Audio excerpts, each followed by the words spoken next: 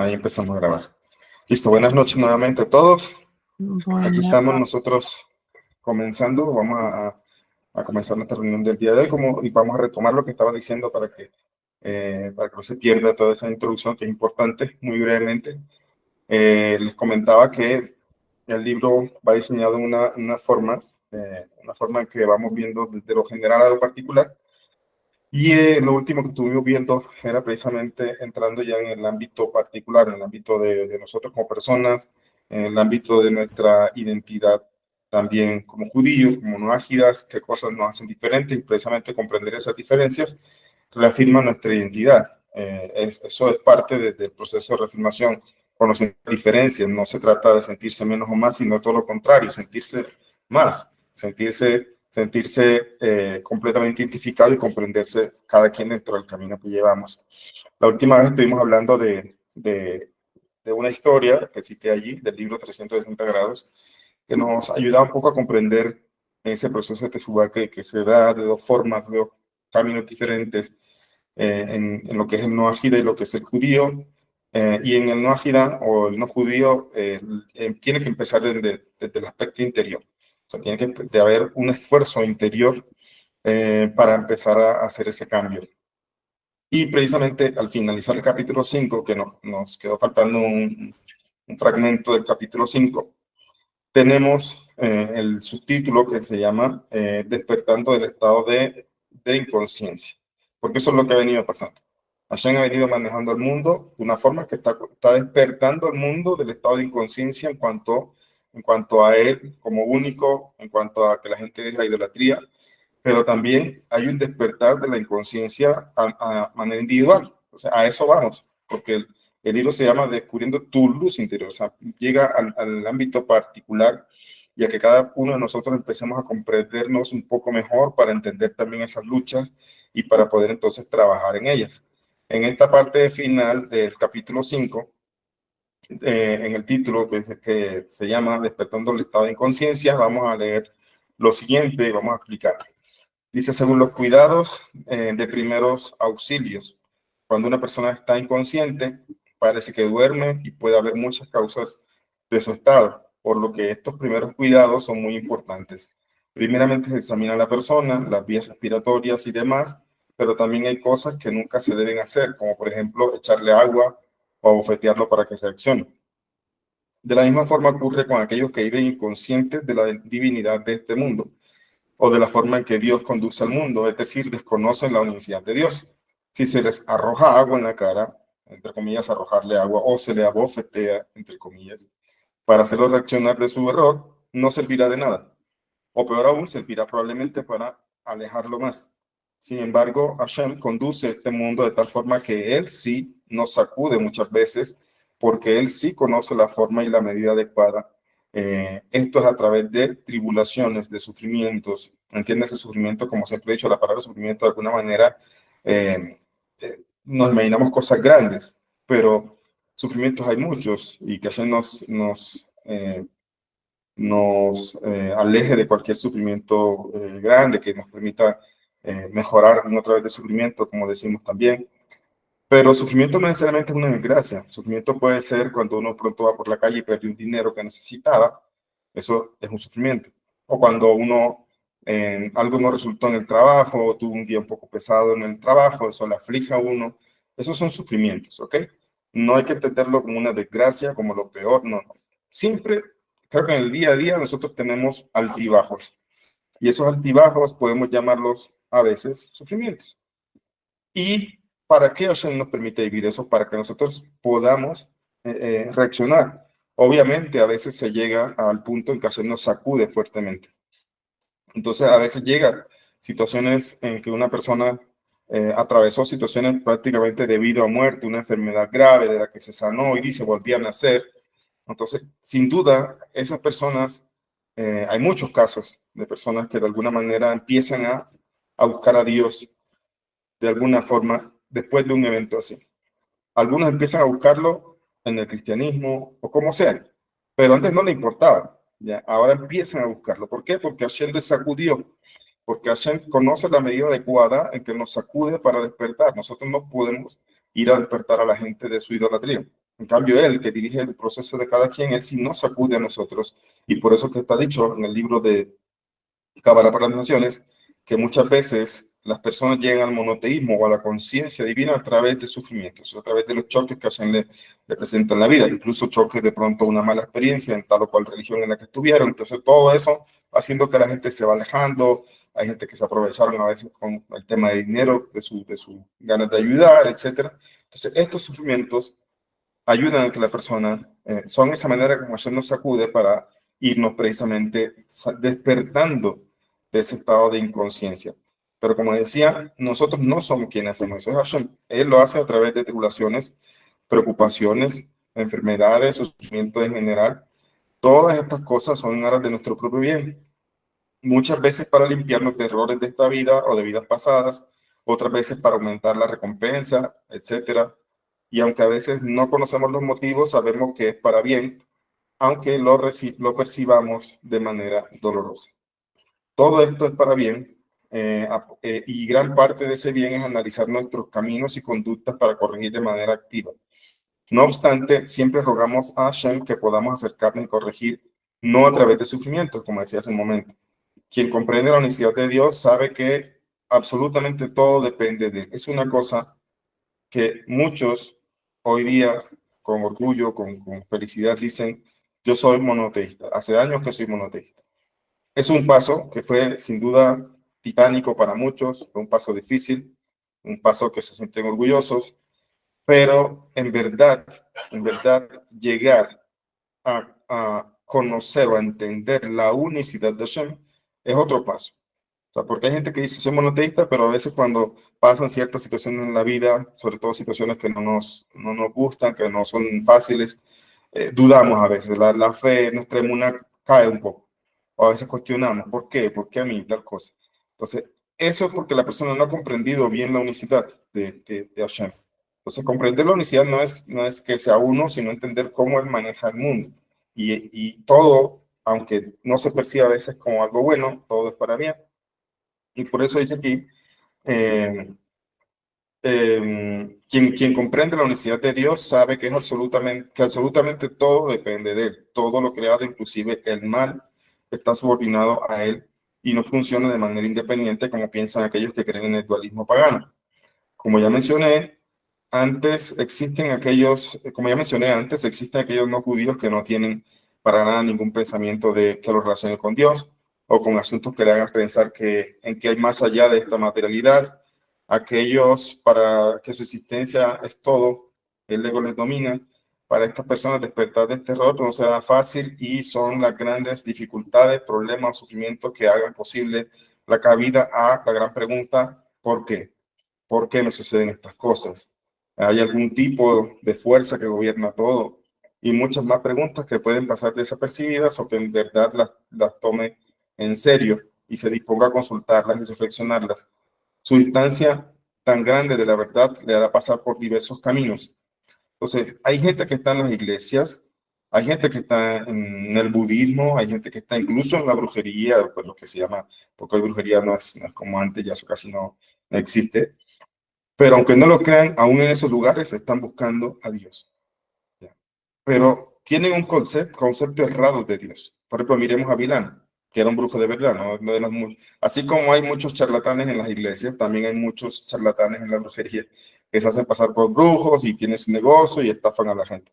Hoy eso ya no se ve.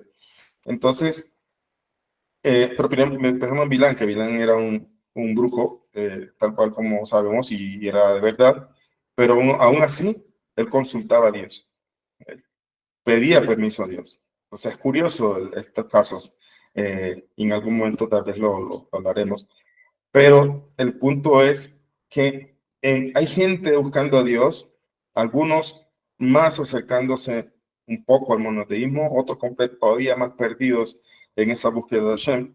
Pero hay gente que está buscando a Dios, como dice aquí.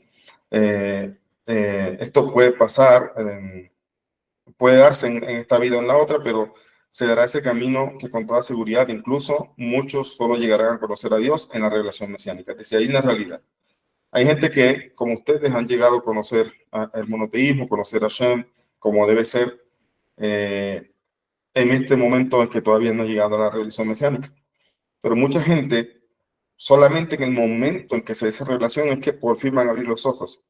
O sea, hay gente va a pasar todas las generaciones que vienen hasta que venga Mashiach y todavía van a seguir perdidos en su inconsciencia en la búsqueda de Hashem, en la búsqueda de la verdad. Y solamente en ese momento en que Hashem mismo quita la venda de los ojos, ahí es que van a darse cuenta. Y eso es algo que no podemos evitar. Cuando llegue la persona a este nivel de conciencia, es decir, la aceptación de las 7 leyes no ágidas, su siguiente preocupación será cómo ser mejor y cumplir a cabalidad la voluntad de Hashem. Mejorándose a sí mismo es una gran respuesta. Mejorándose a sí mismo incluye primeramente conocerse a sí mismo con la ayuda de la orientación rabínica y actuar según la sabiduría de la Torá y los sabios de Israel. Un sabio de Torá sabrá cómo aconsejarle o recomendarle, incluso si esta recomendación es ir a un médico profesional de la salud física y mental que le ayuda a corregir problemas personales. A partir de este momento, en este libro empezaremos con la ayuda de Hashem, una pequeña ayuda para el lector en el viaje del autoconocimiento y el mejoramiento. Entonces, ahora sí, vamos a entrar un poco en materia en ese viaje de autoconocimiento. Ya, autoconocernos para qué, precisamente para lo que estaba diciendo allí, para poder entonces trabajar. Ahora, es bueno, como dice Pirkei Avot, hacerse un rabino, porque el rabino le puede también aconsejar de acuerdo a las dificultades de cada quien, porque y la personalidad, por decirlo así, de cada quien, de los problemas de cada quien, de las cosas que viene arrastrando a veces desde la niñez o cosas así de cada persona. Entonces, no, nunca va a ser una respuesta, a pesar de que el problema podemos decir es lo mismo para una persona y para la otra.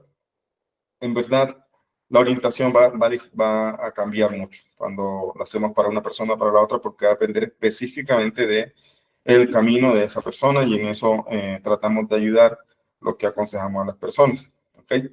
Pero en el capítulo 6, que ahora sí pasamos al capítulo 6, yo le llamé Prepara tu agenda.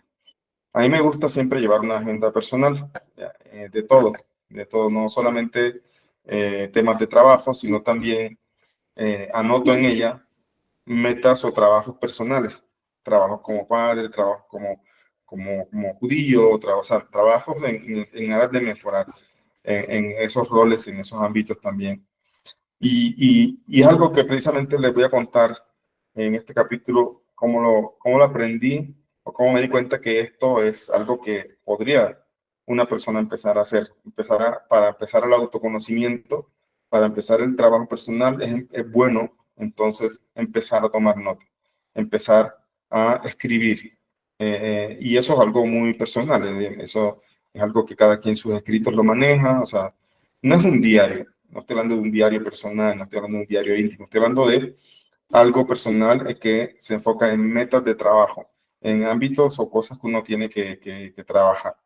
¿Ya? Entonces, el capítulo siguiente se llama así, prepara tu agenda. Y empiezo, casi que resumo todo este capítulo y todo el libro con una cita del Pirkei Avot, capítulo 1, Mishnah 14, que dice así, si no me ocupo yo de mí mismo, ¿quién se ocupará de mí? Y si tan solo pienso en mí, ¿qué valgo? Y si no valgo, y si no lo hago ahora, ¿cuándo?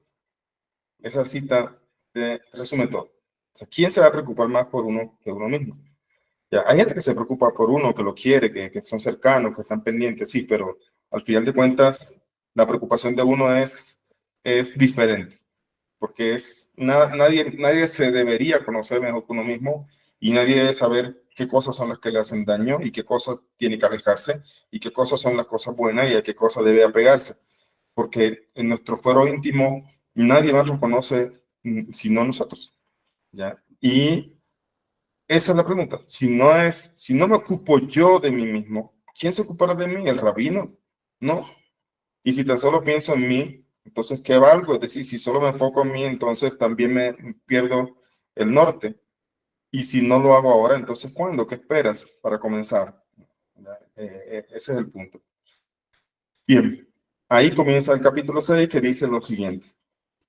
Mucha gente piensa que las personas que agendan actividades, reuniones o asuntos importantes solo es algo que hacen grandes inversionistas. Por ejemplo, a veces tendemos a pensar cuando escuchamos a la gente que dice, déjame revisar mi agenda. se imagina una persona, un ejecutivo, una persona muy importante. Entonces, escucha uno que dice, no, eso es para la gente, para los políticos, la gente importante en la sociedad. Y esa es una de las cosas que yo comento que no es así. O sea, en verdad uno debería, por eso dice aquí. Pero en esta primera parte del capítulo pretendo motivar a que todos y cada uno de nosotros como seres humanos adoptemos el hábito de planear, de agendar cosas, incluso que no tengan que ver con un trabajo, sino con metas personales, metas de corrección personal. En cierta ocasión le pregunté a mi rabino Shoel Lapid de Bendita Memoria, Nishmat Gan Eden, que son las de Gan Eden, dice, le pregunté a mi rabino, que era mi padre, le pregunté sobre agendar actividades, puesto que veía que mi tiempo no me alcanzaba. Le pregunté a él. Y me dio una gran idea, me dijo que así como Hashem mismo iba creando el mundo, primero la noche y luego el día, me aconsejaba que preparara mi agenda de actividades en la noche respecto al día. Es decir, hoy en la noche, preparar la agenda de actividades para el día de mañana, siguiendo precisamente ese orden en que Hashem creó el mundo. Y esto me pareció una excelente idea. Empecé a agendar mis compromisos de trabajo o proyectos de trabajo, pero me di cuenta que además de esto tenía cosas familiares que hacer con mi esposa, con mi hija, temas de enseñarles, de Torah. Pues el hombre no solo debe ser proveedor del sustento, sino del sustento del alma, que es el más importante, además de otros compromisos que uno adquiera al formar una familia. Por tanto, también empecé a agendar cosas que no eran de trabajo. O sea, ambos son trabajos. Un trabajo es para conseguir sustento, para nacer. El otro trabajo es para conseguir el Olam Abba. ¿No es? Son dos trabajos a final de cuentas. Por eso dice, el hombre vino al mundo a trabajar. Sí, pero la gente piensa que ganarse el pan con el suelo de su frente. Dice, por eso estamos empleados, por eso hay que trabajar. No, la Torah no está hablando de eso. La Torah está hablando de ganarse el pan, o sea, ganarse el Olam Abba con su esfuerzo. Eso es lo que la Torah está diciendo. Eso significa entonces que no debo enfocarme o priorizar o preocuparme por el trabajo y mirar cómo consigo Parnasá. No, todo lo contrario, también hay que preocuparse por eso, pero sabemos que eso es algo que solamente nos ayuda en este mundo. En cambio, el tema de trabajar, el trabajo personal, que debemos agendar también, además del trabajo por Parnasá, también es importantísimo. De hecho, es mucho más importante, porque el hecho de anotar nos empieza a generar también una conciencia y un autoconocimiento. Cuando yo de pronto tomo el papel y lápiz y digo, bueno, aquí qué anoto.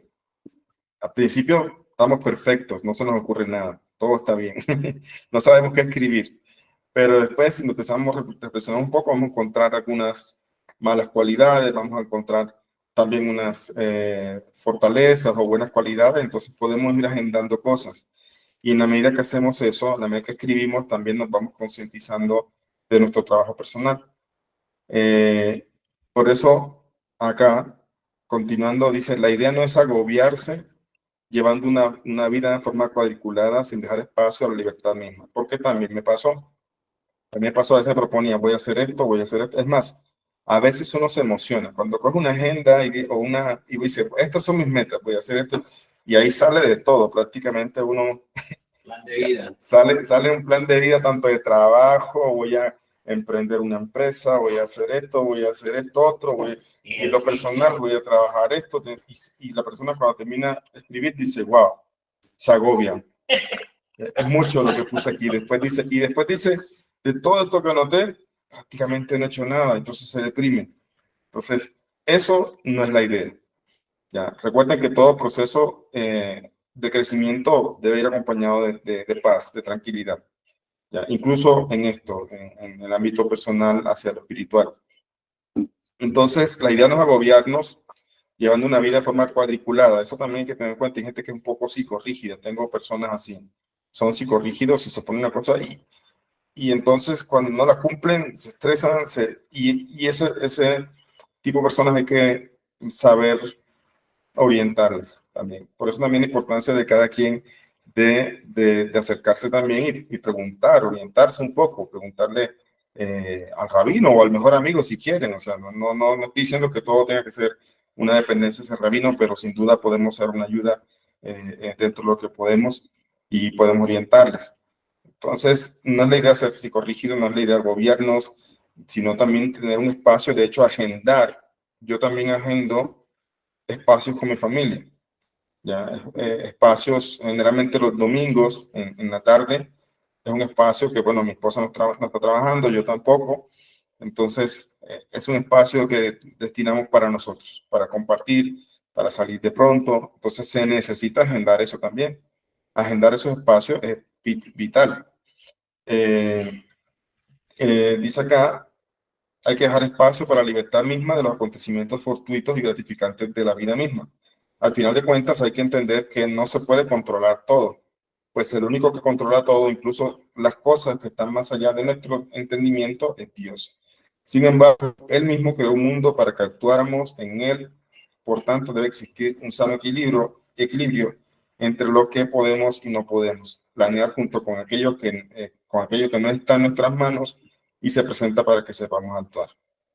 Teniendo en cuenta esto, empecé a anotar aquellas cosas que están en mis manos y debo realizarlas y cumplir y esforzarme, no solo con mi prójimo, sino conmigo mismo.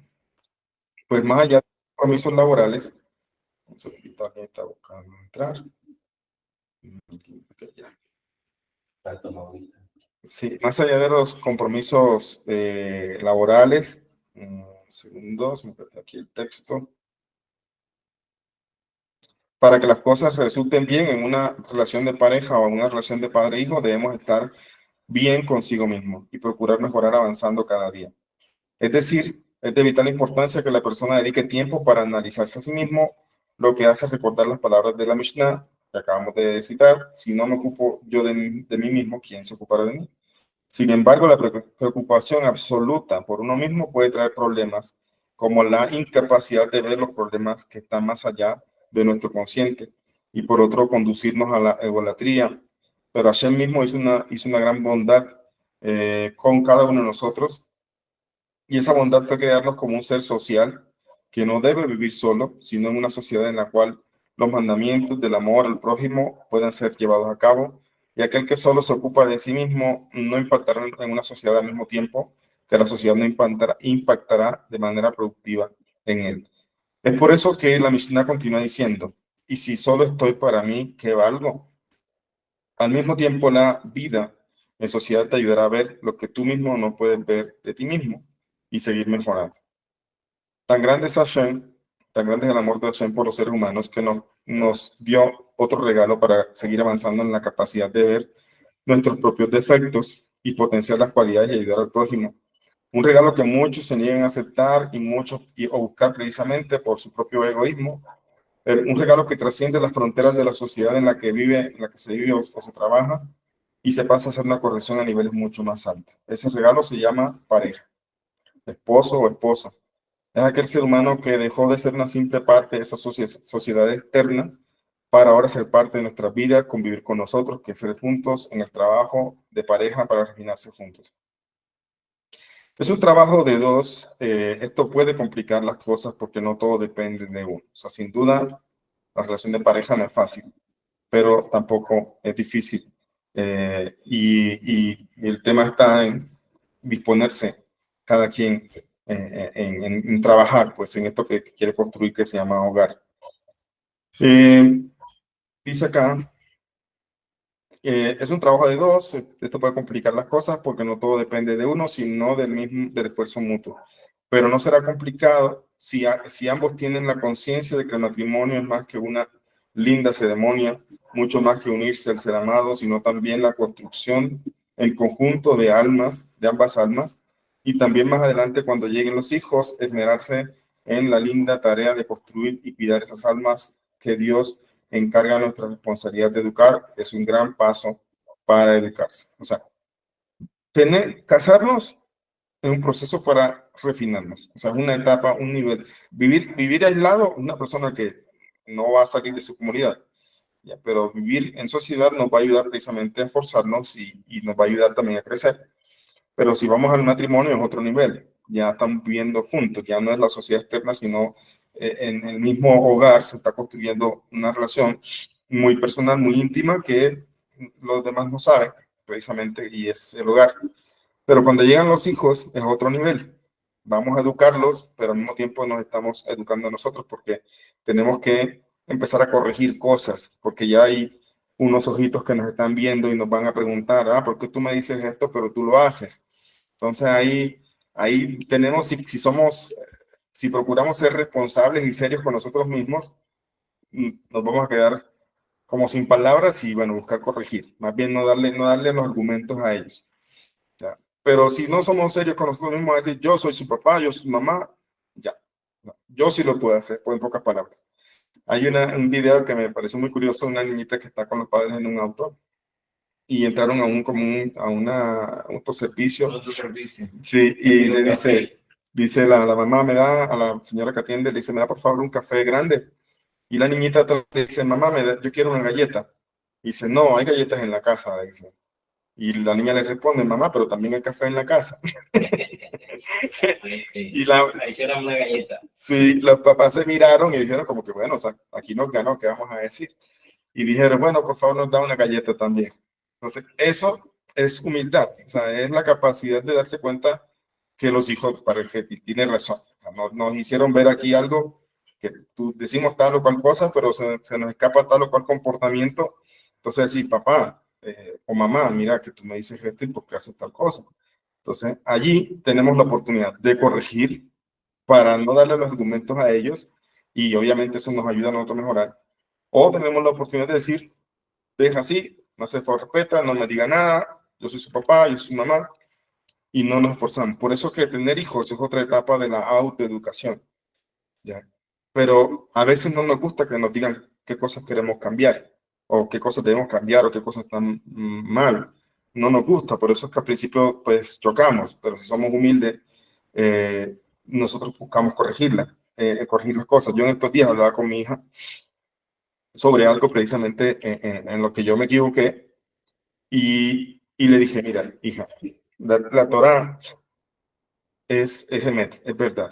Y él mira, por ejemplo, los libros de las religiones, de los cristianos, buscaron hacer a un ser humano divino, casi perfecto, que nació de mujer que era virgen, que no tenía, el hombre no tenía pecado, que tanto, si murió fue por los pecados de otro, y tanto buscaron hacer eso tan divino y tan perfecto que quedaron baches, o sea, que se pueden ver en todas estas historias.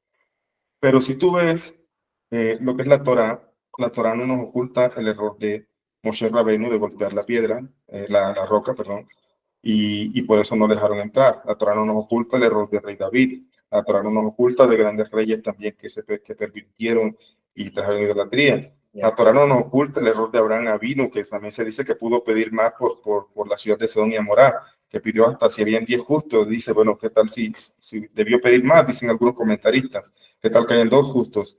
Etcétera. Entonces, Jacob también. Entonces, la Torá es tan verdadera que no procura tapar los errores, incluso de los grandes sabe quién. ¿Ya? Incluso a veces tan grandes son ellos que un pequeño error para ellos es un gran error por el tamaño espiritual que tienen.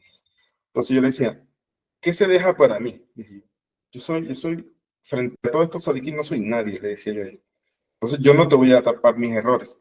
Yo me equivoqué, le decía yo. Pero reconozco mi error y voy a trabajar en eso. Entonces, si una persona, y si tú no reconoces los errores, las cosas que te he dicho también que estás mal, entonces estás peor que yo, que ni siquiera tienes la capacidad de decir, me equivoqué en esto y voy a corregir. Entonces, tuve esa conversación con mi hija, eso fue hace unos días, y me sentí bien, y creo que lo tomó bien ella, o sea, para no mostrarnos como los infalibles. Nosotros, yo no me equivoco nunca, ¿no? O sea, somos seres humanos también, hay que reconocer a veces cosas frente a ellos. Incluso a veces hay que pedirle perdón sin de pronto perder esa barrera, vamos a llamarlo así, del respeto. Porque también ese tema de ser amigos del hijo también puede distorsionar las cosas, ¿ya? Pero tampoco significa que seamos entonces simplemente alguien externo o alguien lejano, el capitán o el teniente que está entrenando, algo así, no. Entonces debe haber esa. Y yo le decía a mi hija eso, que si me equivoqué, sí que te voy a decir, ¿qué voy a ocultar? Le dije yo. Si la Torah no oculta el error de los grandes, ¿yo quién soy frente a ellos? Creo que lo importante aquí es corregir y lo importante aquí es trabajar, y eso es lo que Hashem espera de cada uno de nosotros, y que uno no se vuelva a equivocar. Esa es la idea, que uno siga trabajando en eso. Entonces, por eso los hijos también son una gran herramienta que Hashem nos da para trabajar si lo sabemos utilizar. Dice aquí, dice, es la esposa o el esposo quien puede ver más allá de lo que ven los demás externos a ese hogar, pero ver con ojos bondadosos y de ayuda. La crítica constante no conduce a nada bueno, eso lo enseña el Rebbe, y el abuso no debe tolerarse de ninguna forma. O sea, cuando estamos hablando de que es para crecer juntos y nuestras dificultades y también los puntos ciegos, como el Rebbe, de cada uno, está bien, es un trabajo personal, pero el Rebbe también dice, el abuso no debe tolerarse de ninguna forma. O sea, hay un límite aquí. No es que bueno, Rabino dijo que nos estamos perfeccionando, por eso yo dejo que mi esposo me pegue, porque yo sé que él va a cambiar. No, eso no debe permitirse. Ya, entonces, eso es importante, que hay un trabajo. La vida matrimonial sirve también para ver las cosas en uno mismo que uno no podría ver. Y ahí entonces el trabajo diario se hace más retador, y solo aquel que se hace consciente de todo esto podría agendar metas personales e irlas corrigiendo y avanzar. Mi consejo es, por lo tanto, si deseas tomar papel y lápiz y toma papel y lápiz y procura mejorar cada día. Aprovecha la vida en sociedad o la vida matrimonial para avanzar y ayudar a avanzar a otros. Así sabrás de qué debes alejarte o por qué te pasan ciertas cosas o tomar correctivos. Nunca te dejes de lado a ti mismo para agradar a otros y nunca te pongas por encima de otros. Sé humilde, esto te ayudará a crecer de manera objetiva, pero sobre todo nunca olvides que la sabiduría de la Torah y de los sabios es la voluntad de Hashem. Sin la Torah será como transitar un camino a oscuras, tropezando a cada momento. En este capítulo empezaremos a conocernos un poco más, no solo en cuanto a nuestros gustos o nuestras luchas, sino desde la esencia misma de lo que somos, un alma trabajando en un cuerpo material.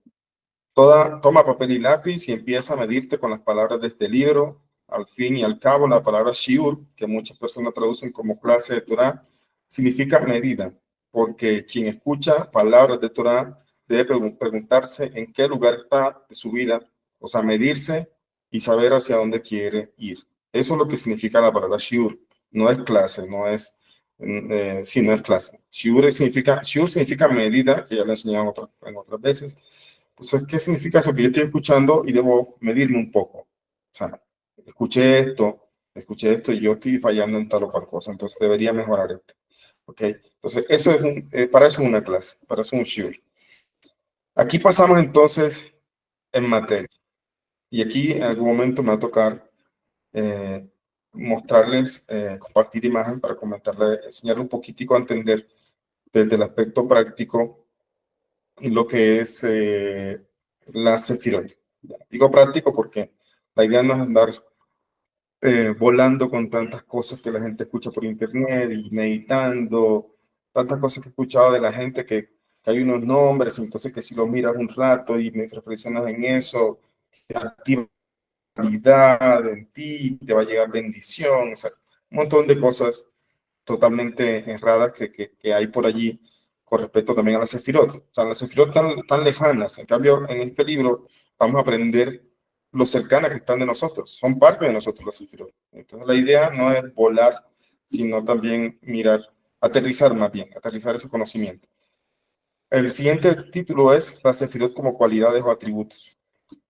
Dice aquí, en el comienzo de todo, cuando Hashem quiso crear, primero creó las sefirot místicas, por medio de las cuales su luz infinita pudiera irse condensando o disminuyendo su intensidad hasta poder dar paso a la creación física de nuestro universo. Ahí estoy viendo que están dejando algunas preguntas en el chat. Yo ahorita las miro, y ya también los que están levantando la mano también, que tenga preguntas, ya les doy el espacio. Entonces dice acá, en ese sentido, las sefirot son emanaciones que sirven de recipiente para la luz creadora de Hashem.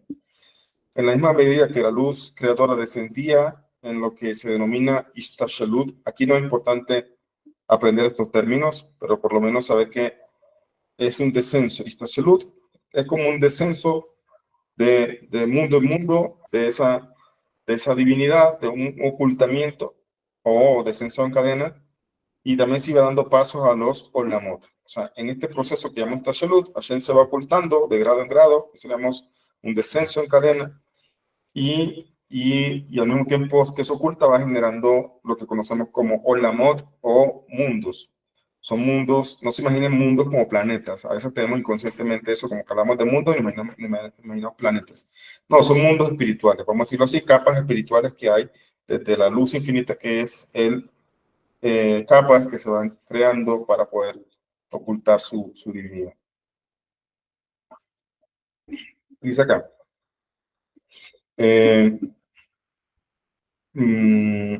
Dando paso a los mundos, al universo, desde el más alto hasta el más bajo, que es el mundo de la acción. Este mundo es uno más bajo, el mundo de donde se ocultó. Ese ocultamiento generó entonces la oscuridad, generó la aparición del mal. Los mundos espirituales y todo lo creado está formado por esta estructura formada por Sefirot. Cada mundo tiene 10 Sefirot. ¿Ya? Cada mundo tiene 10 Sefirot. Y de entre esas 10 Sefirot hay 10 Sefirot. Y entre esas 10 hay 10 Sefirot hasta el infinito. Eso es infinito. Pero cada mundo está creado y tiene una estructura, digo estructura porque no encuentro otra palabra, porque no es algo material, no es algo que tenga partes como puede entenderlo uno, pero tiene esos soportes llamados Sefirot, cada mundo. Entonces tenemos 4 Olamot: Atzilut, Beria, Yetzirah y Asiya. Atzilut, Beria, Yetzirah y Asiya. Son 4 Olamot. No importa ahorita los nombres, pero tenemos 4 Olamot. Y cada uno de ellos tiene 10 Sefirot. Hay 10 Sefirot en Atzilut, 10 Sefirot en Beria, 10 Sefirot en Yetzirah y 10 Sefirot en Asiya, en este mundo donde estamos nosotros. ¿Ya? Entonces, y como dije ya, cada Sefirot contiene 10 y así. De esta forma, y entendiendo de manera más simple, Hashem interactúa con su creación y podríamos llamarlo los atributos de Dios. Si bien Él no tiene partes y nada que podemos decir como seres creados les define a Él, esto le llamamos también los atributos de Dios. O sea, son atributos con los que Él interactúa con su mundo, con lo que Él puede ser inmanente. Dice acá, es bien conocido el dicho, Dios es amor, pero el amor es algo creado por Él. Y si quisiéramos buscarle algún sentido, lo cual normalmente traducimos como amor, es Hesed. En hebreo, la cual es una de las cualidades creadas por Él y con las cuales actúa en su mundo. De la misma forma, en algunas ocasiones, Dios juzga duramente haciendo uso de su cualidad de rigor o regular. Solo que Él armoniza sus cualidades creadas de manera perfecta y aun cuando es severo, esta severidad está revestida de amor, como veremos más adelante. Pero como vemos, el amor es un atributo creado por Él y por tanto Él no puede ser algo que Él mismo crea. O sea, decimos Dios es amor, Dios es bondadoso, Dios, en verdad Él no es eso. Son cualidades, son atributos con los que Él se expresa. Por eso decimos que Él es amoroso, porque está actuando con el atributo de Gesed. Por eso a veces decimos, Él es un juez, él es riguroso. Entonces está actuando con el atributo de Geburah. Pero hay una cosa, que ya lo dije en la clase pasada, esos atributos no están aislados. O sea, están uno permeado con el otro. O sea, por eso es que tenemos el árbol sefirótico que se conectan, es una representación de que cada sefirá se conecta con la otra y no vemos sefirot separadas. O sea, hay una interacción entre cada uno entre una y la otra. Por lo tanto, si una persona, en el caso de Hashem, manifiesta un atributo de rigor, por ejemplo, cuando él destruyó el templo y cuando expulsó al pueblo de Israel, cuando causó todo sufrimiento que hubo en la época de la destrucción del templo, ¿quién lo causó? ¿Los romanos? No, fue Hashem. Hashem utilizó a los romanos precisamente y a otros gobiernos que sabemos la historia para causar estas cosas, pero no fueron ellos, fue Hashem que causó esto a través de de personas que Él escogió para hacerlo, y esas personas tuvieron esa triste tarea por haberse degradado a tal punto que se les dio una tarea por la cual también van a ser juzgadas, ¿ya? Entonces, si leemos el libro de Ejá de Lamentaciones, le invito a leerlo, vamos a ver qué implacable, eso me dice mi esposa siempre que estamos en el ayuno del 9 de Ab, y vemos allí todo lo que pasaba, y vemos ahí donde dice que las madres se comían a sus hijos del hambre, ¿ya? Y dice, ¿y cómo puede ser? Dice, se lamenta el profeta, ¿cómo puede ser que aquellos brazos que sostenían a su bebé ahora los cocinan para comérselos? Eso es terrible, y realmente pasó esto. No fue que los mataron, comentaristas comentan de que no mataron a sus hijos, sino que se morían y ellos comían. El hambre es terrible, que nos libre de sentir algo así. Nosotros decimos, tengo hambre, no tengo apetito, pero hambre no la hemos sentido y ojalá nunca la sintamos. ¿Ya? Pero esto que se escucha ahí, mi esposa dice, Hashem es implacable, o sea, pues, cuando juzga es implacable, y sin duda es implacable. ¿Ya? Pero la pregunta es, eso que vemos allí, sin duda que es implacable, que es doloroso, que vemos el juicio de Hashem tremendo, aunque no lo creamos, está permeado con amor también. O sea, no está su sefirá de Geburah allí actuando sola. No la sefirá. Corrijo lo que dije. No está él actuando con su sefirá de Geburah solo, sino que también está permeado de Gesed. Pero un Gesed que es difícil a veces de ver, muy difícil. Al final de cuentas, nosotros en estas generaciones podemos decir que y está escrito también en los comentarios de los sabios, esa expulsión conducía a esto que estamos viendo. O sea, el hecho que Israel haya sido expulsado entre las naciones está haciendo que las naciones también despierten. Está haciendo también que muchas almas retornen a Israel, que tienen que retornar. Almas que se perdieron entre las naciones, tienen que retornar. Entonces, ahí está el Gesed. Lo que pasa es que es difícil verlo. Es difícil verlo, pero podemos vislumbrar algunas cosas a veces con el tiempo. En el momento del dolor es muy difícil verlo. Es muy difícil. Entonces, él no actúa con una cualidad así como aislada, sino que él armoniza sus cualidades de una manera perfecta. Y aun cuando es severo, esa severidad está revestida de amor, como veremos más adelante. Pero, como vemos, el amor es un atributo creado por él y por lo tanto no puede definirse como ninguno de esos atributos. Ahora, cuando ya retomamos aquí, vamos a retomar algo que dije en un capítulo 3, el tema de ser que fuimos creados a imagen y semejanza de Hashem. Pero aquí vamos a explicar un poquitico en detalle con la Sefirot. Ahorita les muestro, de hecho en el libro tengo algunos esquemas que nos ayudan precisamente a eso, a ubicarnos un poco más. Dice acá, el hombre y su semejanza con el Creador. Como ya explicamos antes, el hombre está constituido de dos partes, una parte espiritual o alma y otra parte llamada cuerpo. El alma es, como dijimos, creada como un molde, entre comillas, formado por un conjunto de sefirot y por tanto el alma también contiene estos atributos. Tal y como Hashem usa estos atributos creados para dirigir el mundo, el hombre también interactúa con sus semejantes mediante estos atributos. Por esta razón, es que muchas veces la Torá, al referirse al Creador, usa expresiones antropomórficas, ya que Dios toma en préstamo algunas expresiones de sus criaturas para describir la relación con su mundo. En ese sentido, por ejemplo, los actos de bondad divina que el ser humano percibe como tales constituyen una expresión del atributo divino de benevolencia de Hashem, o lo que es lo mismo, la sefirá de Gesed. Por su parte, el ser humano, cuando actúa con bondad hacia sus semejantes y sin la búsqueda de un beneficio propio, está manifestando a su vez su atributo de bondad o sefirá de Gesed en este mundo. Es muy común que la gran mayoría de los seres humanos a veces actúan con un acto que es percibido a simple vista como Gesed, pero su interior la persona busca beneficio propio. Esto es otra cosa. ¿Qué está diciendo aquí en pocas palabras? Una persona puede ser bondadosa, entre comillas, porque está haciendo un acto de bondad, pero en verdad no es bondadosa, porque su acto de bondad va enfocado a sentirse grande. O sea, no es un acto de altruismo, él está buscando beneficiarse de alguna manera de esto. Entonces, Hay algo que también lo hemos hablado, creo que aquí lo voy a mencionar. Dice un proverbio, la bondad de las naciones es pecado. ¿Ya? ¿Qué significa esto? Dice el Tania, que mucho de lo que hacen, aunque externamente lo percibamos con nuestros ojos como algo bueno, no lo hacen buscando nuestro bien, lo hacen buscando su beneficio propio. Esa es una realidad en las naciones, o sea, es una realidad que pasa en la mayoría, pero también vamos a encontrar excepciones, gente que en verdad lo hace con bondad, gente que en verdad se preocupa por el otro. Entonces hay excepciones, como siempre hay excepciones, pero una excepción es precisamente algo que se sale de la mayoría. La mayoría de la gente en el mundo se muestra a veces como bondadosa, pero realmente está buscando beneficio propio. ¿Ya? Eso es algo que ya los sabios no hablan sobre eso.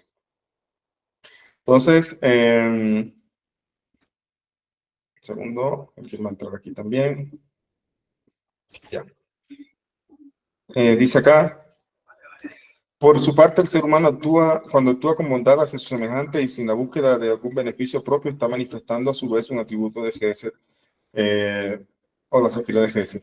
Es muy común que la gran mayoría de los seres humanos a veces actúan con un acto que es percibido a simple vista como Gesed, pero en su interior la persona busca un beneficio propio, aunque ese beneficio sea solamente el hecho de sentirse grande o proveedor, o que busque que los demás exalten esa bondad con la que él actúa.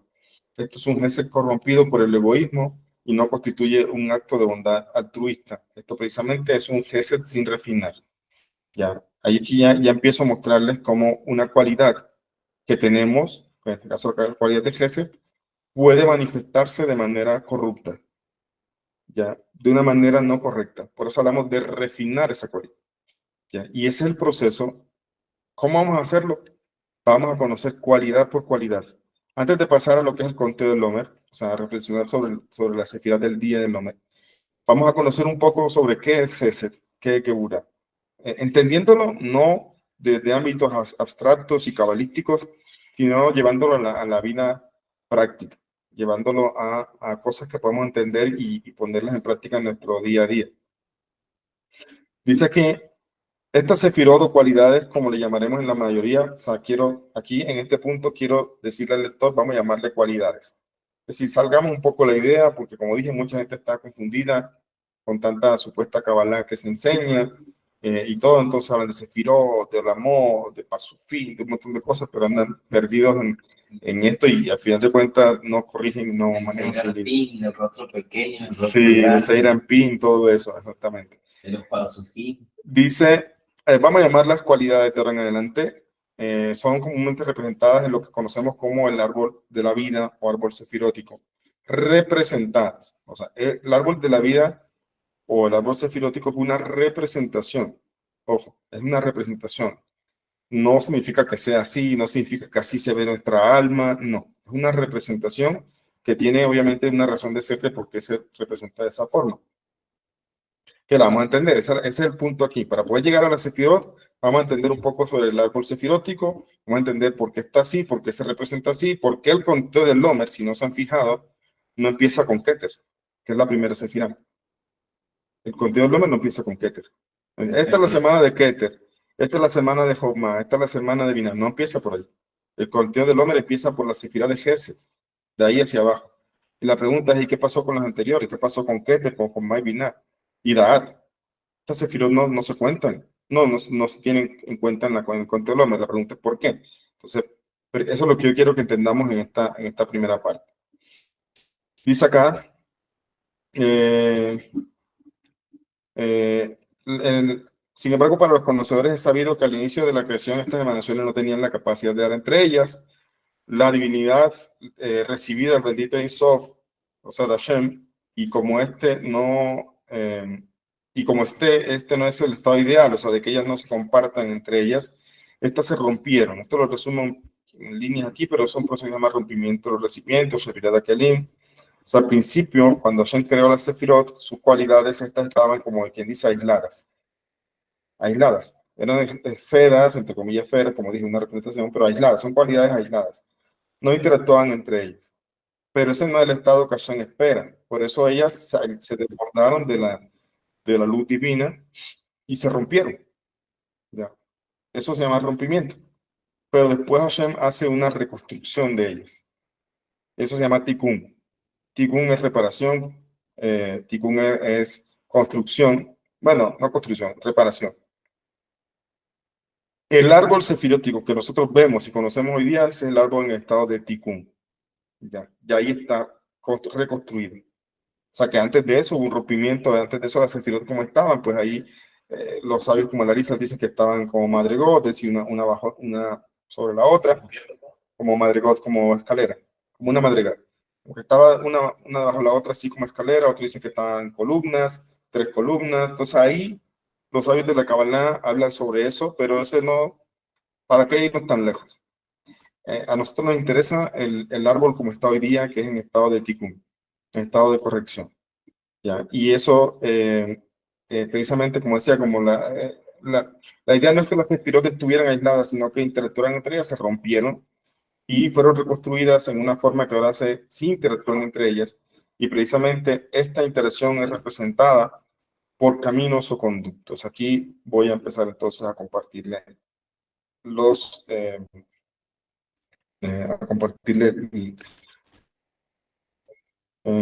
el libro. Me avisa cuando, si pueden ver la pantalla. Un segundito. Sí, empezando a compartir. Está un poco lento, no sé por qué. Ya, ahí está viendo mi pantalla, ¿cierto? ¿Me confirman? Sí, Rabino, estamos mirando. Ok, perfecto. Muy bien. Entonces aquí dice aquí. La divinidad recibida del bendito Insof y como o sea, recibían entre ellas la divinidad y como no es estado ideal, rompieron y fueron reconstruidas de una forma que ahora se interactúa en ellas precisamente esta. Esta interacción, precisamente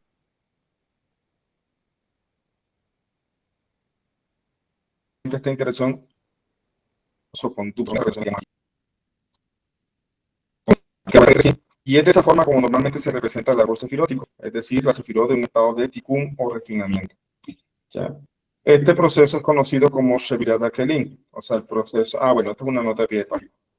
Aquí hablo sobre el tema de estado que se rompieron y después se refinaron. Entonces ya aquí esto ya lo expliqué un poquito hace un momento. El proceso en que las sefirot se rompieron, pero hay que entender que se rompieron desde Da'at hacia abajo. O sea, Jomá, Binah y eso no se rompieron. Vamos a leer este comentario para intentar reforzar la idea. Este proceso, o sea, de ruptura es conocido como Shevirat HaKelim. Es un concepto cabalístico en la Kabbalah luriánica, o sea, lo que viene de la enseñanza de Larisa. En el proceso creativo, la luz infinita del Creador es recibida y llena las sefirot primigenias, o sea, estas primeras sefirot, pero desde Da'at hacia abajo, estas tenían un mal potencial, o un potencial de mal. O sea, ¿qué significa potencial de mal? El hecho que ellas no interactuaban entre ellas, o sea, estaban aisladas, no daban, no había un dar y recibir entre ellas. Eso se parece de alguna forma al egoísmo, el que recibe y retiene para sí, no quiere darle a nadie. ¿Ya? Entonces, ahí vemos un potencial de mal en la sefirot. El mal no se ha manifestado, pero vemos que hay algo allí. Por eso que decimos que el mal surge del bien, no es que el mal, Hashem creó el mal aparte. Aquí estaba el mal potencialmente allí. Ahora, en su capacidad de dar, vemos un mal potencial en la incapacidad de dar a las sefirot que están debajo.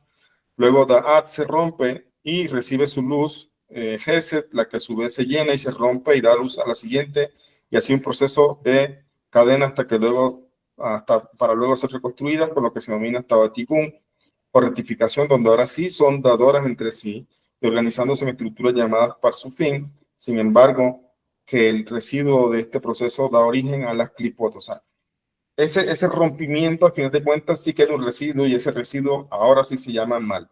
Surgió de este rompimiento. Las clipot, las cáscaras interiores clipot impuras o el mal potencial del inicio, definido como la incapacidad de dar como reflejo del ego, se hace tangible y creado. Todo esto es un proceso místico que es muy profundo y debe entenderse más allá de las simples palabras. Esto que estoy diciendo aquí son palabras lo más simple que puedo explicar. Ya, es lo más simple, sin embargo, hay que volverlo a leer porque no es tan sencillo, por eso es un tema muy profundo, no interesa para los efectos de este libro. Acá tiene una pregunta. O sea, que lo que conocemos hoy en día como la alcohol, la citraña y todo eso, es el residuo de lo que salió de Shevirak, de rompimiento de los... Claro. Pero de toda la Sefirot como tal, de ese egoísmo que Sí, había. porque al final todo se va rompiendo y va generando como esa rectificación, pero el mal que estaba ahí potencial ahora se materializa en Clipot. Ok, pero recoge de todas las otras, Sí. Sefirot, digamos así. Exacto. Sí, exacto, así es. Así es. Ya doy palabra también a los que tienen ahí. Voy a buscar un puntico donde podamos conversar. Dice aquí, bueno, estado de refinamiento. Entonces, esto que vemos aquí es el árbol sefirótico, como la mayoría de veces lo vemos, en un estado de tikkun. O sea, están interactuando, todas las sefirot están interconectadas, todas. Eso es tikkun. O sea, ya ahí está en un estado óptimo, un estado perfecto, donde esa es la idea, que interactúen. Ahora, si quisiéramos llevar esta enseñanza profunda del rompimiento de recipientes a nuestra vida personal, ese es el punto. ¿Para qué hablar de los parsufín y de cómo estas sefirot y las luces internas y externas de las sefirot? O sea, son cosas que lo único que nos van a ayudar es a andar fantaseando y a confundirnos. Entonces, ahora miremos por qué yo menciono el tema de rompimiento de Klin, que es un concepto que trae la Kabbalah y que, como dije, es más profundo, pero se puede aprender de eso. Se puede aprender en nuestra vida diaria y sin tener que hablar de cosas tan profundas. Por ejemplo, dice aquí, si quisiéramos llevar esta enseñanza profunda del rompimiento recipiente en nuestra vida personal, podríamos decir que muchas veces para poder avanzar y crecer y mejorarse se necesita romperse. Es decir, enfrentarse con nuestro propio ego, machacarlo y sacar a la luz esa humildad innata y escondida de cada ser humano. Para hacerlo de una manera consciente, las diferentes situaciones de la vida son oportunidades para ir logrando esos objetivos si se saben entender y superar y enfrentar. Romperse. A todos los que están aquí le ha pasado. Todos. Conozco personas que cuando se enteraron que Jesús todo un invento y lo de Yeshua y todas estas cosas, entraron en una especie de depresión y se encerraron en su habitación días, 2, 3 días, decepcionados, diciendo, todo lo que me enseñaron en la vida es mentira. O sea, yo venía trabajando todo, construyendo una vida con unas bases en la mentira. Entonces, hay personas que siempre nos va a pasar. Pongo un ejemplo en el caso de personas que están saliendo de la idolatría. Eso es romperse. Pero hoy día, en el proceso que ustedes van de aprendizaje, y siempre les va a pasar, siempre va a haber momentos en que nos rompemos. O sea, no aceptamos lo que nos dicen. Como cuando llegaron acá, yo quiero encender velas, yo quiero hacer kiddush. No, eso no se puede. Se rompió ahí algo. No querían. Algo no les gustó, algo chocó y generó un rompimiento ahora. Pero, ¿qué dice ahí? Ese rompimiento debería llegar a un estado de tikkun. Es decir, con el tiempo la persona lo asimila. Lo asimila, el que lo toma bien, lo asimila, lo entiende, lo estudia también el por qué, y entonces creció. Se da entonces ruptura y tikkun. Hashem construyó el mundo así. El mundo siempre está en constante ruptura y tikkun. Ruptura y tikkun. Tanto así que la Kabbalah enseña que a eso se refiere el tema de la destrucción de los dos templos. Ruptura y después tikkun. Se rompió el primero, se reconstruyó con el segundo. Ruptura y tikkun. Ahora se rompió el segundo, estamos esperando el tercero. El mundo, Hashem sigue haciendo este proceso de ruptura y tikkun, ya no de la Sefirot, pero sí en muchas cosas que pasan en el mundo. De la misma forma como aprendimos, nosotros somos un microcosmos de la creación, pues nosotros también vivimos en un proceso de ruptura y tikkun. Se lo pongo de otro ejemplo.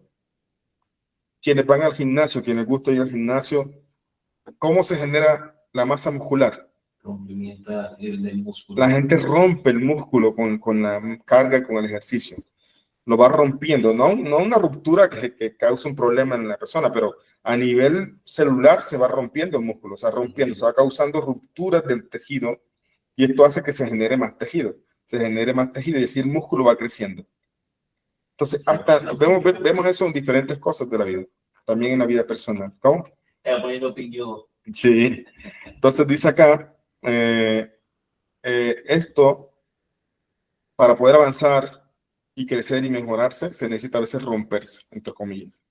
Es decir, enfrentarse con nuestro propio ego, machacarlo y sacar a la luz esa humildad innata y escondida en cada ser humano, pero hacerlo de una manera consciente. Las diferentes situaciones de la vida son oportunidades para ir logrando esos objetivos si se saben entender y superar o enfrentar. Vamos a hacer una pausa ahí un momentico para darle el espacio a los que están levantando la mano. La señora Alicia, adelante tiene una pregunta. Sí, Ra, buenas noches. Ra, mi pregunta es ¿por qué las sefirot son de colores? Y si en sí, o sea, donde dice Tikkun, es que yo tengo que refinar esas cualidades en mí para ser mejor, lógico, para corregir eso que está mal. Y otra pregunta, cuando se habla de agenda, ¿cómo hacer una agenda hoy si no sabemos el mañana?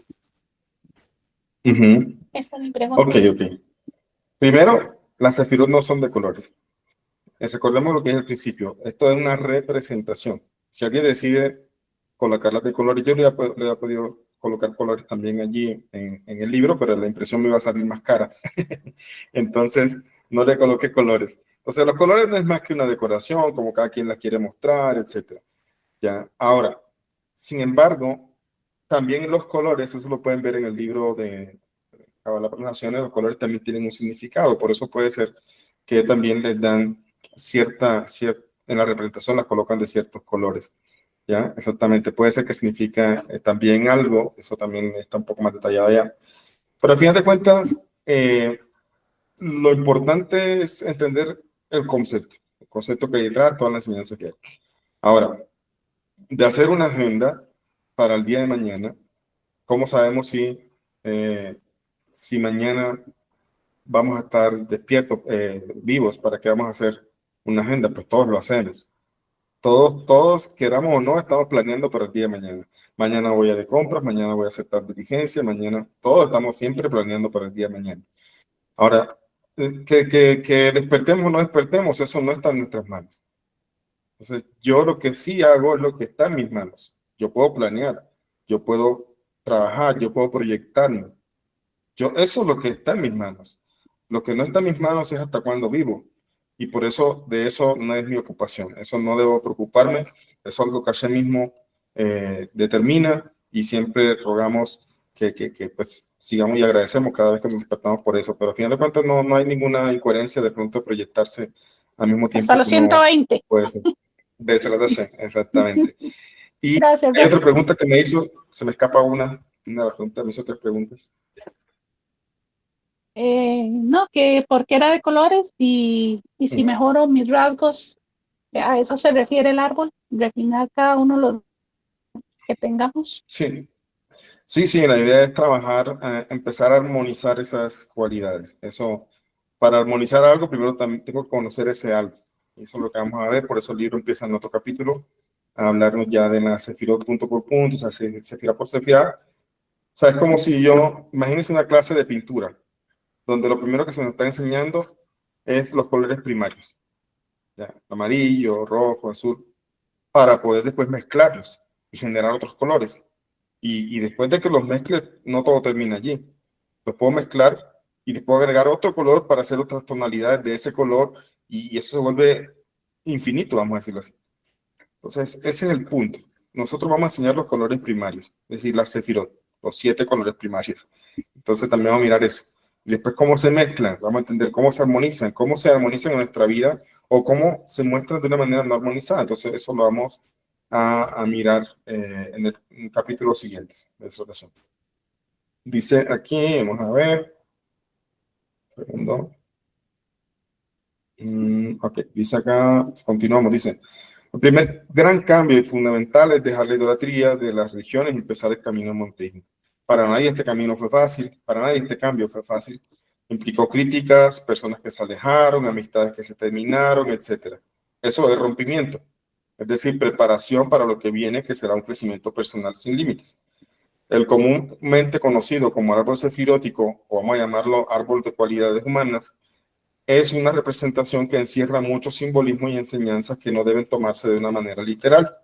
Sin embargo, es importante resaltar que esta conexión representada a través de conductos o uniones denotan lo que se llama refinamiento, armonía o equilibrio, y esto es como una cualidad permea la otra hasta armonizar. La cualidad de da'at o conocimiento algunas veces es representada. Aquí voy a empezar a explicar por qué, les voy a mostrar, el árbol sefirótico parte de esto y termina siendo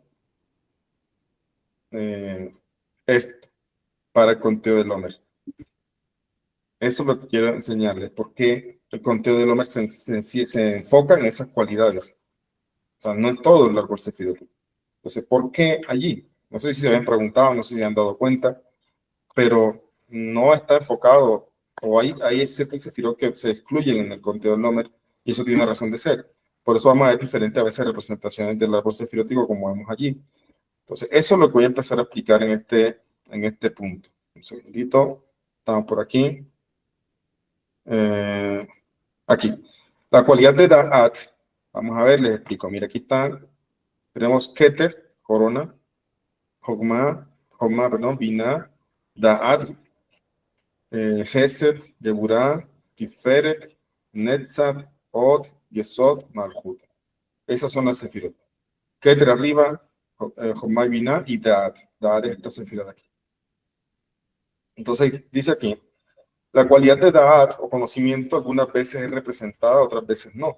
Vamos a ver árboles o representación de árbol sefirótico que a veces la ponen incluso como punteada. Como si estuviera allí, pero punteada. ¿Por qué la ponen así? Todo eso tiene su razón. Por eso que decía, la representación significa algo. No es literal. Entonces, la cualidad de dado conocimiento algunas veces es representada, otras veces no. Y otras veces es representada con su silueta punteada, lo que indica el carácter de esta cualidad y su relación con Keter o corona. Esta relación va más allá del estudio simple que abordamos en este libro. Esto no nos interesa a nosotros. Quien quiera, en mis cursos con gente que ya lleva años conmigo, hemos explicado un poco más ciertas cosas de eso. A nivel de Hasidut, ¿no? Eso no es Kabbalah. Y obviamente el Hasidut nos enfoca en llevar una enseñanza a la práctica de eso, no solamente conocer. Pero el hecho que a veces se represente esta cualidad como punteada es porque tiene una relación con Keter, que eso no es tema de interés en este libro. Ahora, a nivel del ser humano, que es donde nos queremos enfocar, Keter es excluida y Da'at es tenida en cuenta, formando en conjunto con Hogma Binah lo que denominamos Sehel, intelecto. O sea, acá tenemos Hogma Binah y Da'at, es lo que llamamos Sehel o intelecto, estas 3 cualidades. Este es el intelecto del ser humano, que no es ser inteligente. O sea, el intelecto, obviamente ser inteligente es un reflejo del intelecto, vamos a decirlo así. Pero el intelecto, o sea, lo que la Kabbalah nos enseña, es la capacidad que tiene y debe desarrollar un ser humano en conocer a Dios. Conocer a Hashem. Eso es intelecto.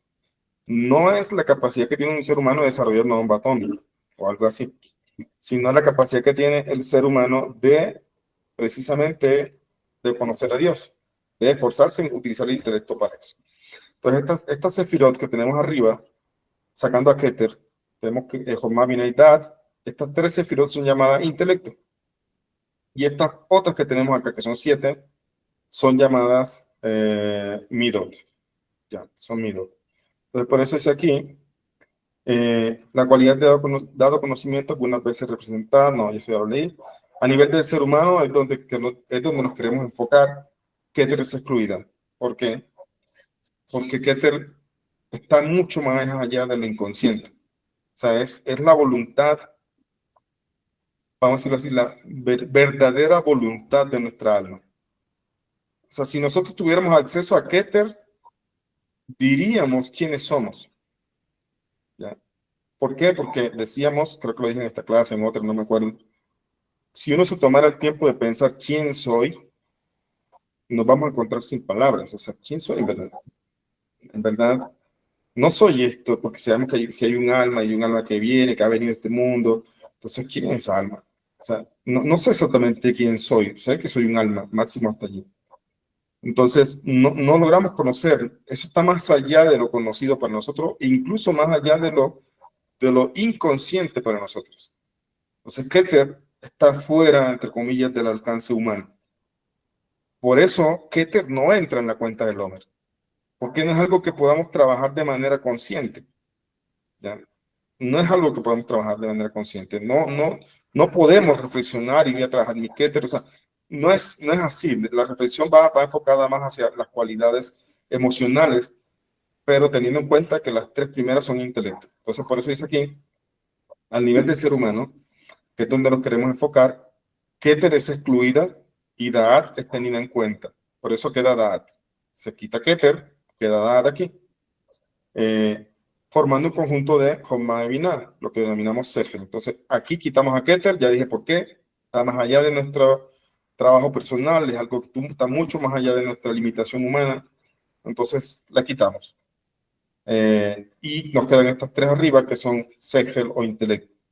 Siendo así, el esquema de cualidades se reduce a esto que tenemos aquí. Solamente quitamos a Keter, ya.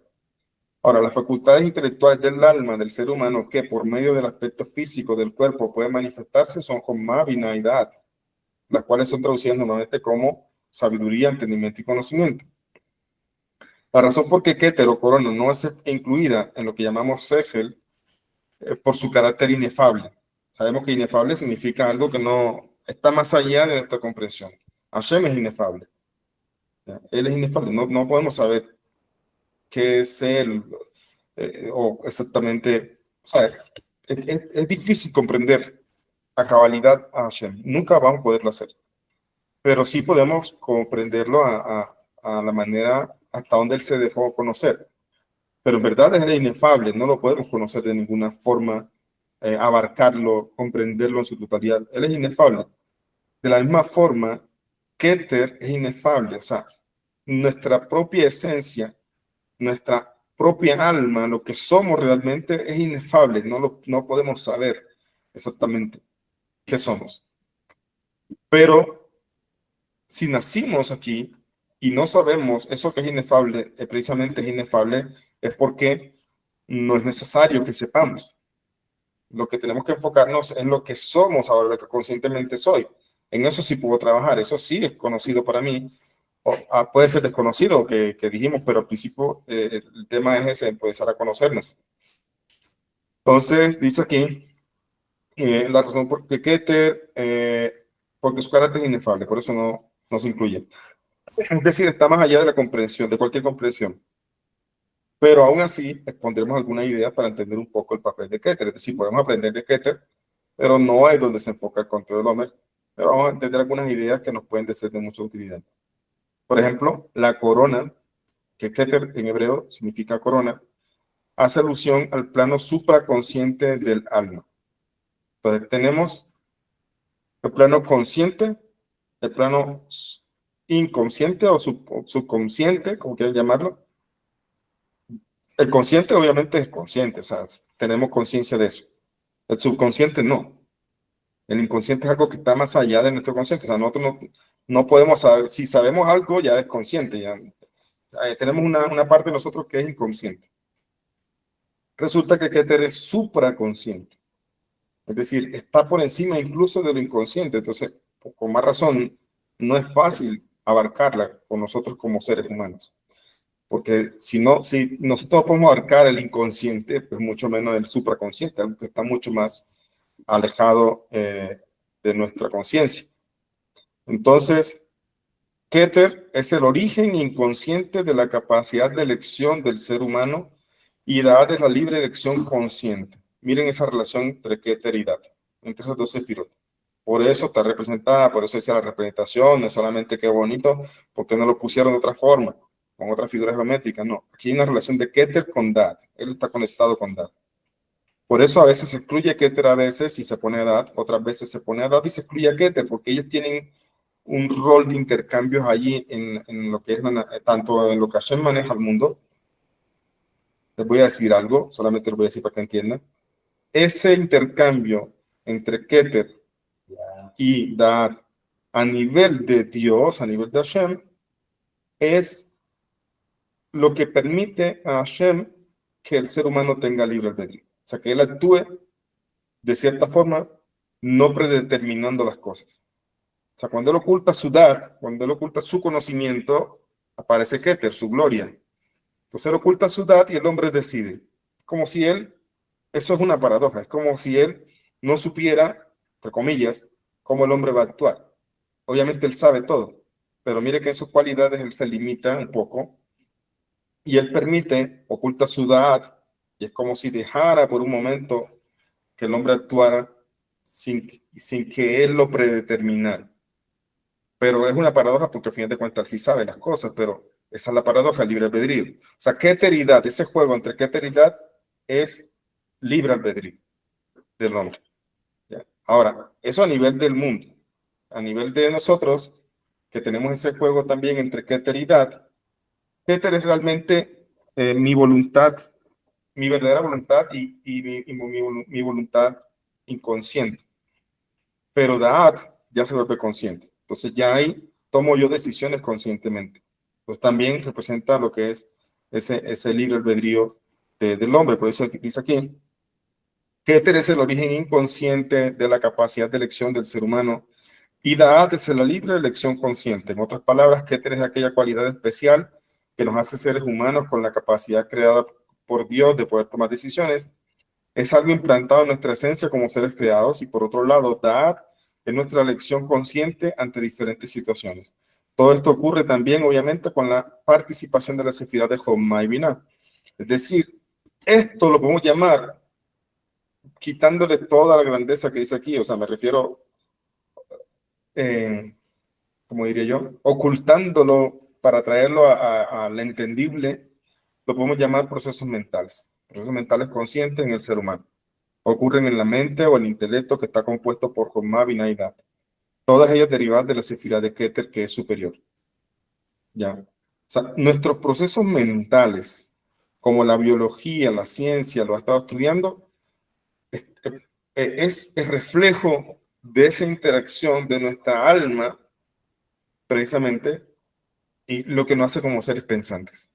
El cerebro no es, como decir, incluso a veces en Kabbalah encontramos que decimos Jommá es el cerebro derecho y Binah es el cerebro izquierdo. Entonces la gente tiende a pensar que se refiere en verdad a los hemisferios del cerebro. No, el cerebro no es más que una masa biológica. Las sefirot no son biológicas. Es algo que está en el alma. ¿Ya? Entonces, por lo tanto, pero podemos ver cómo se manifiestan en lo biológico, tal como el alma. El alma es algo que no es biológico, que no es físico, que al tomar cuenta, tomar, digamos, poder de este cuerpo, empieza a manifestarse a través de lo biológico. Por eso a veces se representan las sefirot en alguna, como vamos a ver, como en la figura humana, pero no es que estamos diciendo que eso sea la sefirá. No, que el cerebro derecho, entonces, o que el cráneo, por ejemplo, el cráneo representa a Keter. Entonces decimos, no, Keter es el cráneo. No, Keter, cráneo puede ser una expresión, un simbolismo, un conocimiento que nos puede traer acerca de esta equivalencia también biológica, pero no es eso. Eso es algo también importante tener en cuenta. Dice aquí, respecto a las cualidades divinas de Hashem, Keter también es la más elevada y por encima de Keter está el bendito Ein Sof. La palabra Ein significa nada. Así es denominado Hashem en Kabbalah. O sea, se le llama Hashem Ein, nada. Y no precisamente porque sea nada. Todo lo contrario, él es el Yesh, que Yesh es lo contrario de nada, es el algo. O sea, él es la existencia absoluta en cuya presencia todo lo que existe es anulado. Pero como él está más allá de toda comprensión y no hay nada que podemos imaginar sobre él, lo denominan a él nada. De esta forma, a nivel humano, la sefirá de Keter es una especie de conciencia de lo que realmente somos, pero que está más allá de cualquier concepción o pensamiento humano. Es decir, el alma. Es por esta razón que cuando trato de imaginarme la fuente de mi voluntad, mi auténtico yo, lo único que puedo describir es nada. Solo basta con analizar la pregunta, ¿quién soy? Si la respuesta es soy fulano, o sea, tu nombre, eso no eres tú. Es un nombre que te asignaron. Si la respuesta es soy ingeniero, doctor, eso no eres tú, es un oficio que has aprendido. Por tanto, la pregunta más profunda de lo que parece, es más profunda de lo que parece. Y si se analiza a fondo, al final de cuentas, ¿qué eres? Un alma. Un alma creada con el único creador, por el único creador de todas las cosas, pero que sin embargo tú mismo no logras comprender. Por lo tanto, como hemos dicho, Jommá y Binah y Da'at representan los procesos mentales básicos que subyacen a toda expresión creativa y son derivados de un impulso primario de voluntad. Un segundito, aquí vamos a la otra parte, que quiere llegar allí. Por lo tanto, como hemos dicho, Jommá, Binah y Da'at representan los procesos mentales básicos que subyacen a toda expresión creativa y son derivados de un impulso primario llamado Keter, voluntad. Las cualidades que se encuentran ubicadas debajo del intelecto, ¿qué dijimos que el intelecto? Jommá, Binah y Da'at. Entonces, lo que está debajo de estas cualidades son llamadas cualidades emocionales. Sehel y Midot. Intelecto y cualidades emocionales. Eso es lo que el ser humano es de manera consciente. Somos inteligentes y tenemos cualidades emocionales o comportamentales, que también son llamadas hijas del intelecto. Pues de acuerdo al intelecto de una persona serán sus cualidades y luchas, mientras el intelecto se instruya, se podrá hacer nacer, entre comillas, buenas cualidades emocionales. Es decir, las cualidades emocionales son llamadas hijas, porque hay gente que de acuerdo a su intelecto, es decir, de acuerdo a donde tiene puesta su inteligencia, así se van a manifestar las cualidades en él. Hay personas que tienen puesta su inteligencia, o sea, su facultad de inteligencia en cosas bajas. Hay gente que utiliza la inteligencia para matar, para hacer un montón de cosas. Entonces, obviamente las emociones que nacen de ahí, los comportamientos que nacen ahí son bajos también. Entonces, en la medida que uno alimente el intelecto, las cualidades van a nacer. Por eso es que cuando ustedes empiezan a estudiar Torah, están alimentando el intelecto, y entonces eso es lo que va a hacer nacer buenas cualidades. No esperen que van a trabajar las cualidades personales sin el estudio de lo que es Hashem. Por eso, les voy a decir algo, por eso es que la autosuperación que tanto se pregona en aspectos psicológicos, hay charlas, a mí me gustaba mucho, leí libros sobre eso hace mucho tiempo. Y en verdad es emocionante cuando tú escuchas a veces relatos o sales uno se siente inflado cuando sale de una charla de eso, dice, yo puedo, ¿ya? Pero se le pasa a uno eso al rato o al día siguiente, etc. Entonces, ¿por qué? Porque puede haber verdades allí, porque eso es la mezcla de ciencia. Ciencia es una mezcla del bien y el mal, de Noga. Entonces, ahí hay verdades que están mezcladas con bien. Todo eso es la ciencia. Tengo eso, un capítulo, lo vamos a ver al final del libro, también hablo sobre eso, la ciencia y la Torah. Ya, vamos a ver todo eso más adelante. Pero al final de cuentas, eso que llaman autosuperación, vamos a encontrar cosas maravillosas, cosas buenas, cosas interesantes, algunas cosas pues equivocadas también dentro de lo que es la psicología. A veces psicólogos de renombre, he visto, yo no soy nadie, no soy profesional de esas áreas, pero les voy a decir una cosa, hay psicólogos de renombre que dicen unas tonterías cuando lo contrastas con la Torah. ¿Ya? Y son famosos por libros que pueden tener cosas interesantes. Pero cuando lo escucho y digo, doctora, por ejemplo, había uno que decía que el origen de los sufrimientos son las emociones. Que por eso una persona que tiene emociones dañadas por aquel motivo, entonces precisamente sufre y aguanta tal abuso, lo que sea. Yo le decía, no es cierto eso. El origen de los sufrimientos es Hashem. Hashem es el que envía estas cosas. Ahora, también uno mismo se lo causa, sí, es cierto. Pero no son las emociones. Las emociones es algo que nosotros debemos manejar. O sea, que hay algo mucho más allá de las emociones. Entonces, hay algo que las emociones son la expresión de la sefirot. ¿Ya? Entonces, no puede ser la expresión de la sefirot la fuente de algo. ¿Ya? Entonces, vemos cómo algunas cosas no contrastan. Entonces, estos libros y estas cosas pueden tener mensajes a veces interesantes, buenos, pero hasta que no se incluya la conciencia divina en esto, el crecimiento no va a darse de la mejor forma. La gente va a vivir en un altibajo, a veces con mucho esfuerzo, otras veces se decepciona, al final dice, yo sigo como voy, yo soy así. ¿Ya? Entonces, por eso dice aquí, Las cualidades que se encuentran ubicadas debajo del intelecto son llamadas cualidades emocionales o comportamentales, que también son llamadas hijas del intelecto. Pues de acuerdo al intelecto de una persona serán sus cualidades y luchas. Mientras el intelecto se instruya, se podrá hacer nacer buenas cualidades emocionales. El proceso es normal en el que el intelecto gobierne las emociones y no lo contrario. O sea, ¿qué es lo normal? Que un jinete vaya sobre el caballo o que el caballo vaya sobre el jinete. Obviamente parece una locura pensar al caballo sobre el jinete, pero es lo que la mayoría de la gente hace. Deja ir las emociones gobernando su vida y no su inteligencia, no su intelecto. ¿Ya? Somos puros impulsos, puras cosas, se afligen hasta se llegan lastimosamente a quitar la vida porque no toman control de su intelecto y de sus emociones. Todo lo contrario, las emociones tienen el control de su vida. Por eso que se equivocan también al escoger pareja, porque lo hicieron por pura emoción. No incluyeron un poco ahí de inteligencia también, mirar más allá de lo visible, más allá de tus emociones, más allá del amor que sientes. También todo eso se tiene que racionalizar. ¿Ya? Todas las emociones se deben racionalizar. Ahí incluimos intelecto. Entonces, por eso dice, pero eso es normal, es que las emociones, es que el intelecto gobierna las emociones y no lo contrario. Sin embargo, en la mayoría de los casos, precisamente son las emociones las que gobiernan las decisiones de una persona y precisamente esto es lo que debe corregirse.